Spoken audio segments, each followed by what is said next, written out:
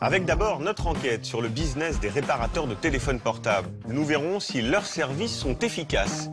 Et nous irons aux Pays-Bas, dans les coulisses du fabricant de smartphones réparables à l'infini. Et puis on s'intéressera aux marques qui promettent des produits garantis à vie, t-shirts, aspirateurs ou encore sous-vêtements. Nous verrons quels sont leurs secrets de fabrication.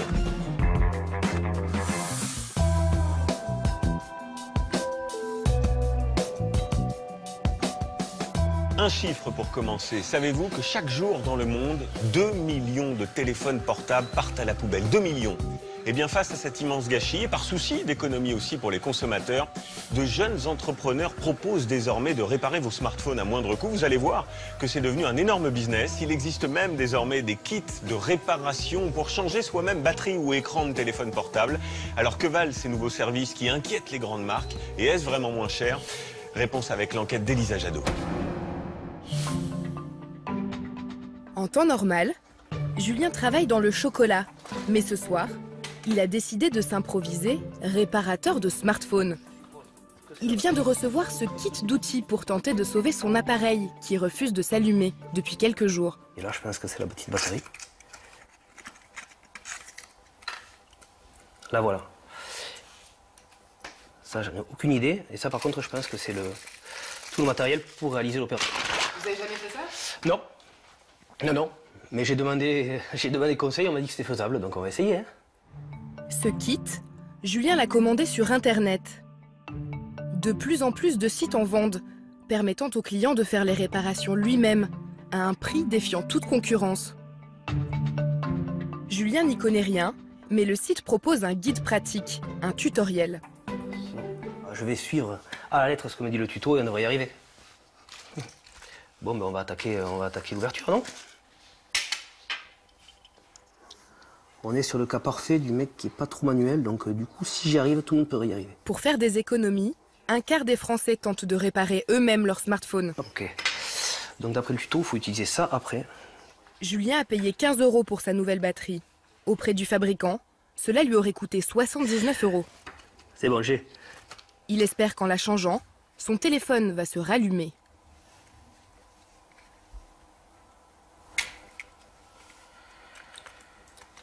Voilà, mission 1 réussie.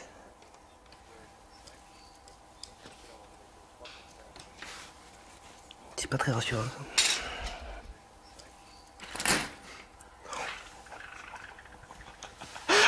Ça, c'était pas prévu, ça. Qu'est-ce qui se passe? J'ai pas bien bloqué le téléphone et du coup, j'ai pas bien bloqué l'écran et du coup, il est tombé et il s'est déconnecté. Bidouiller soi-même l'intérieur de son smartphone peut parfois être risqué. On va tester. L'écran marche plus. Je vais essayer parce qu'on m'a dit que c'était facile, mais là, ouais, d'un coup c'était économique, ça va devenir au moins au même prix. Julien a cassé la connexion de son écran. Il ne lui reste plus qu'à en commander un autre ou à s'adresser à un professionnel. J'ai tout pété.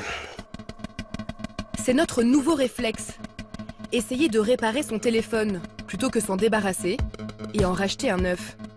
À 300 € en moyenne, nos portables ne sont plus des produits jetables, mais des petits bijoux hors de prix pour lesquels nous avons cassé notre tirelire.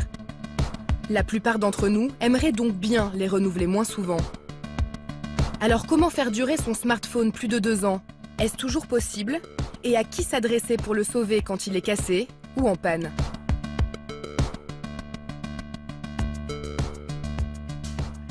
Vous pouvez par exemple appeler un réparateur à domicile. Voilà, il est prêt le petit Bastien. Comme Romain. Aussitôt déposé son fils Bastien, 6 mois, à la crèche, ce jeune papa attaque sa journée. Pour réparer les smartphones, mieux vaut en avoir un qui marche. Allô? J'ai explosé ce matin ma vitre de iPhone 6S. Ah, je suis désolé, ouais, mais ça va être assez compliqué. J'ai les plannings qui sont assez chargés en ce moment. Allô? Il était autrefois commercial pour les comités d'entreprise. Alors, c'était pour effectuer quoi comme genre de réparation, s'il vous plaît? Mais il y a 4 ans, plutôt doué pour réparer les smartphones de ses copains, il a décidé d'en faire son métier. Ça va être assez compliqué. Est-ce qu'on peut se voir vendredi? Mon téléphone, je l'ai explosé. De 9 h à 21 h, Romain dépanne ses clients à domicile. gelé réduit à néant sur du bitume. Dans toute l'agglomération de Toulouse. Une quinzaine chaque jour, Bonjour, comme Mathieu qui gère une boutique de photos. je suis Romain, société Répar iPhone. Voilà, vous avez peut-être un endroit où je peux m'installer pour effectuer la réparation. Son smartphone est en panne depuis quelques jours. Le volume d'écoute reste bloqué au minimum, ce qui l'empêche de passer des appels. Ouais, c'est parfait, merci. C'est là. Donc je pouvais descendre le volume, mais impossible de le remonter. On voit bien que le bouton clique toujours, mais il n'y a plus la connectivité dessous. Ouais. Romain a dû acheter ce tournevis spécial pour réparer les produits de la marque Apple. Il peut ainsi entrer dans le téléphone pour changer la pièce défaillante. Une Nap Power en langage de spécialiste. C'est une connexion comme celle-ci. Les deux boutons de volume, volume moins, volume plus, le vibreur qui permet de mettre en mode silencieux, et également donc, le bouton de verrouillage ou d'allumage du téléphone. Apple ne vendant pas de pièces détachées aux réparateurs indépendants, il a dû l'acheter 6 € à un grossiste de produits chinois. Donc voilà, le téléphone est prêt, vous pouvez l'essayer s'il vous plaît. Non, tout fonctionne. Je vais vous faire la facture. L'intervention a pris 25 minutes. La réparation effectuée, le mode de règlement par chèque, 40 €. Et il me faudra juste votre signature s'il vous plaît en bas à gauche. Une bonne opération pour Mathieu, qui peut prolonger la durée de vie de son téléphone, acheté il y a 3 ans. Je scanne la facture et je vous la laisse. Continue, merci. Il n'aura pas tout de suite à en acheter un neuf. Bon, mais merci. Puis si besoin, n'hésitez pas. À bientôt. Merci, bonne journée, au revoir. Ça va? Ouais. Toute la journée, Romain enchaîne les rendez-vous. Avec ce cadre supérieur qui a fait tomber son smartphone dernier cri. Donc écran d'iPhone. Écran fissuré à changer, 130 €. L'année dernière, la petite entreprise de Romain a réalisé 200 000 € de chiffre d'affaires. Une fois déduites les charges, il se verse un salaire mensuel de 3 000 €.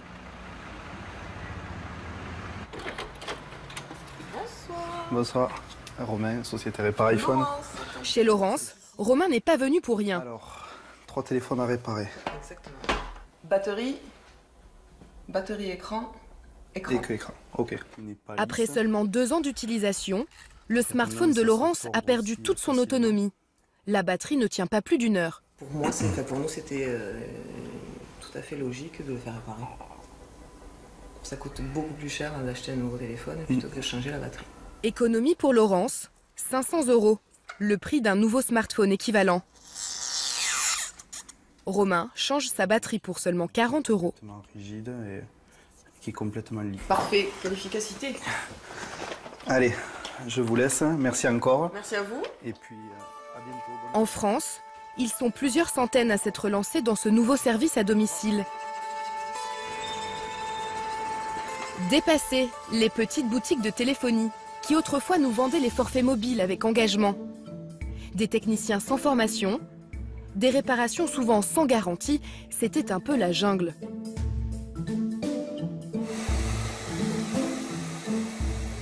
Mais avec 30 millions de smartphones en circulation, le marché aiguise désormais l'appétit des grandes enseignes.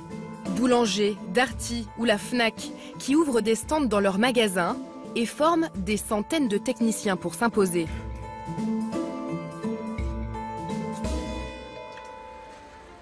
Face à ces géants, le leader du marché est une start-up soutenue par de puissants fonds d'investissement. 70 comptoirs ouverts depuis 2 ans dans ses centres commerciaux, 22 000 réparations par mois partout en France. Gants et blouses blanches de rigueur pour une ambiance clinique du smartphone. Que puis-je faire pour vous? Alors, un de mes chauffeurs a cassé l'écran du téléphone, c'est pas si il faudrait réparer ou pas. C'est un iPhone 4S Ouais. et ça coûte 59,90 €. On peut vous le faire en 30 minutes. D'accord. Ça vous va? J'ai besoin de votre appareil, s'il vous plaît, madame. Merci. L'un des livreurs de cette restauratrice a fait tomber son téléphone. Alors, celui-ci. Vous allez faire quoi en attendant? On va le faire les boutiques. C'est le concept de la start-up. Réparez votre smartphone pendant que vous faites vos courses. Maxime, le technicien, n'a que 30 minutes pour changer l'écran de la cliente. Des réparations comme celle-ci, il en fait entre 15 et 20 par jour. Encore faut-il avoir la pièce détachée. Je vais vérifier. Malgré son stock de 300 références, ce n'est pas toujours le cas. Non, je l'ai pas. Je suis vraiment désolé. Je suis vraiment navré, je l'ai pas. On va être retour. Merci, à bientôt, au revoir. Après son shopping, la restauratrice finit par revenir. Bonjour madame. Oh, tout neuf. Bonjour. Et votre appareil? D'accord. Réparé. Merci. Je vous en prie, bonne journée madame. Très bien, tout neuf, comme neuf. Yeah. Merci, au revoir, bonne soirée. Au revoir madame. Au revoir. Merci. Jusqu'à 300 € pour changer un écran. 60 € pour un appareil photo. Les pannes peuvent rapporter gros. L'entreprise a réalisé 20 millions d'euros de chiffre d'affaires l'année dernière. À sa tête, un trentenaire diplômé d'école de commerce, Édouard Menanteau. C'est lui qui a eu l'idée de réparer votre smartphone là où vous faites vos courses. Pour cela, il a déjà recruté 160 réparateurs.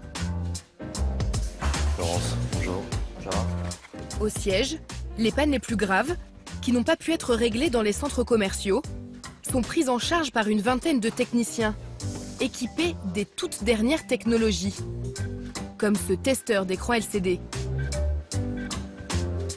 Dans cet atelier, 100 smartphones sont réparés chaque jour. Toutes les marques, tous les modèles.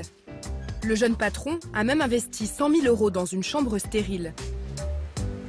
Si ce sont des réparations qui sont un petit peu plus compliquées, par exemple des réparations sur carte mère, qui peuvent être dues notamment à des appareils qui sont tombés dans l'eau ou voilà, des courts-circuits sur les cartes mères. C'est vraiment des composants qui sont très très petits, donc on le fait sous la loupe binoculaire. L'air est filtré en permanence, donc il n'y a aucune particule dans l'air, ce qui permet en fait d'avoir vraiment voilà, un environnement qui peut nous permettre de faire des réparations qui sont très pointues. Bon, ça, c'est les vides de tablettes qu'on... Mais la start-up fait face à une difficulté, se fournir en pièces détachées.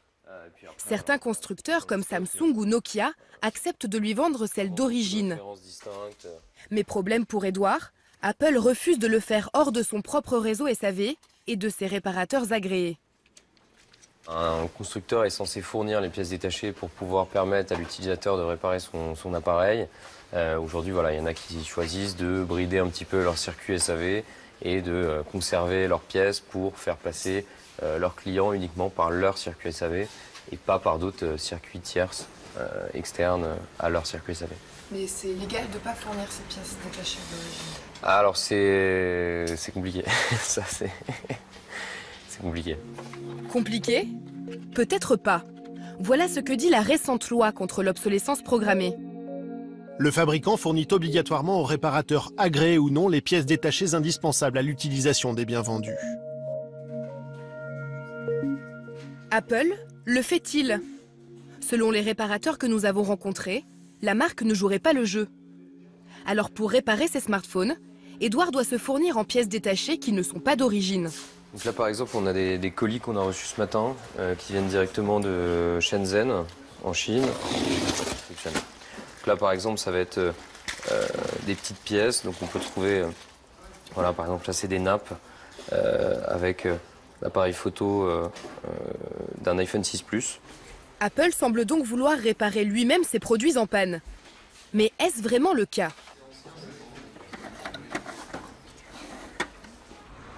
Depuis une semaine, j'ai moi aussi un problème avec mon smartphone devenu inutilisable. Mon écran tactile ne répond plus. Je prends donc rendez-vous dans un Apple Store à Paris, équipé d'une caméra cachée. Au service après-vente, il y a un peu d'attente. Apparemment, je ne suis pas la seule à avoir besoin d'aide. Après une demi-heure, c'est mon tour. Donc là voilà, il me dit bonjour, et on peut rien faire dessus, le tactile fonctionne. Est-ce que ça se répare ce genre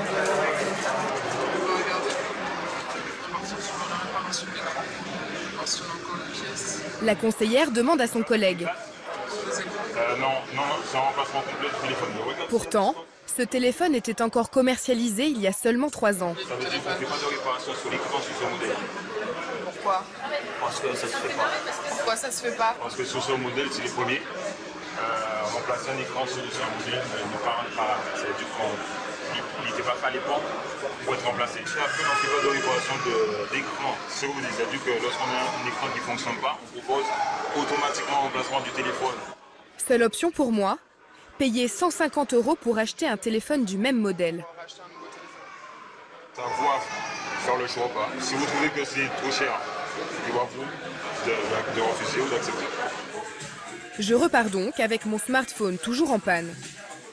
Mais est-ce vraiment impossible de le réparer? Je décide de me rendre dans cette boutique, l'une des premières en France sur le marché. Réparateur depuis 10 ans, Mathieu va essayer de changer mon écran défaillant. Plutôt confiant. Alors est-ce que ça se répare? Bien sûr que ça se répare, tout se répare. Pour réparer un téléphone de la marque, il faut s'équiper d'un tournevis spécial. Sans lui, impossible d'ouvrir le produit Apple. 7 minutes 34 plus tard, verdict. Donc là, le tactile refonctionne. Il est réparé. Cela me coûte 79 €, soit 2 fois moins cher que l'offre du fabricant, payé 150 € pour acheter le même téléphone âgé de 3 ans. Alors pourquoi Apple a-t-il refusé de prolonger la durée de vie de mon smartphone? Je voudrais poser la question à un porte-parole de la marque. Mais notre requête est rejetée. Pas d'interview. Je décide donc de retourner au service après-vente avec mon téléphone réparé, toujours en caméra cachée. Monsieur, juste une petite question, parce que la dernière fois, on m'avait dit que mon écran ne répariait pas. Et en fait, moi, je l'ai fait réparer. Je suppose pas chez nous, parce que nous on le fait pas. En fait, on estime que l'avancée technologique ne suit pas ce produit-là. De toute façon, les logiciels qu'on va sortir, tout va sortir de mise à jour, etc., ne seront plus pour ce modèle. Donc il est obsolète. Le produit est passé vintage. À partir du moment où un produit passe vintage, le service s'arrête sur ce produit. Tout simplement. Un téléphone encore commercialisé il y a 3 ans, et donc vintage aux yeux de ce vendeur Apple. Sur son site internet, la marque s'engage pourtant à mettre à disposition les pièces détachées indispensables pour une durée de 5 ans. Promesse manifestement non tenue dans cette boutique. Serait-ce pour nous pousser à acheter un nouveau produit? Nous aurions bien aimé poser la question à Apple, qui n'a pas voulu nous recevoir. Mais une chose est sûre, il est aujourd'hui possible de proposer aux consommateurs un smartphone totalement réparable et durable. C'est ce que je vais découvrir dans le nord de l'Europe, à Amsterdam, capitale hollandaise des solutions alternatives et écologiques. Il y a 7 ans, Michael Ballester, designer, prend conscience que l'abus de smartphones nuit gravement à la planète. Choqué par un chiffre, 700 millions d'appareils seraient jetés chaque année. Avec un associé, il décide alors de monter sa start-up pour mettre au point un téléphone quasi éternel. En apparence, il ressemble à tous les autres.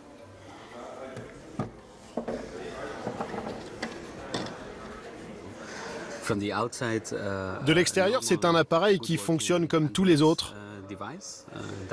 Il a toutes les fonctionnalités que l'on peut attendre d'un smartphone. Mais nous, l'une des premières choses que nous avons faites, c'est de s'assurer que nous pouvions laisser tomber le téléphone. Ce n'est pas cassé? Non, ce n'est pas cassé. Le smartphone est non seulement résistant au choc, mais aussi facilement réparable par son propriétaire. Il suffit de retirer cette coque pour être directement à l'intérieur du téléphone. Il n'y a pas de seconde couche. Le téléphone est conçu comme un puzzle. Avec notre smartphone, vous pouvez changer l'écran hyper facilement, en 1 seconde. Comme un jeu de construction? Ouais, c'est un peu ça. L'écran, mais aussi la batterie. 10 éléments en tout sont totalement modulables. Dès que l'un d'entre eux tombe en panne, il peut être remplacé avec un outil qu'on a tous dans notre garage. Pour changer ces composants, vous avez juste besoin d'un tournevis normal. Il suffit de suivre les cercles bleus pour enlever les vis. Un enfant peut le faire.